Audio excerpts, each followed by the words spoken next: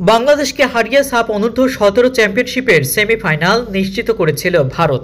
মঙ্গলবার 24 সেপ্টেম্বর মালদ্বীপকে ৩-০ গোলে হারিয়ে বাংলাদেশকে সেমিফাইনালে তুলল এই দেশটি। এই গ্রুপে 2 ম্যাচ শেষে ভারতের সংগ্রহ 6 পয়েন্ট, বাংলাদেশ ও মালদ্বীপের সংগ্রহ সমান 1 পয়েন্ট করে। গোল গড়ে এগিয়ে থাকায় এ গ্রুপের তৃতীয় দল হিসেবে শেষ 4-এ নাম লেখায় বাংলাদেশ।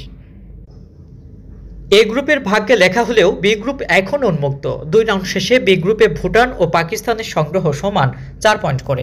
গোল গড়ে ভুটান অবশ্য শীর্ষে আছে, 3 পয়েন্ট নিয়ে গ্রুপের তৃতীয় স্থানে আছে নেপাল। বুধবার 25 সেপ্টেম্বর শেষ রাউন্ডে বি গ্রুপের ভাগ্য নির্ধারণ হবে।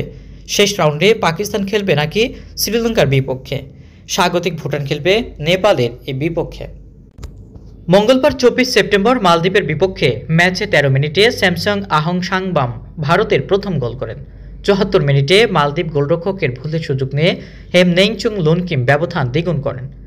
79 মিনিটে বক্সের বাইরে থেকে জোরালো শটে স্কোর লাইন 3-0 করেন হেমনেংচুং লুনকিম।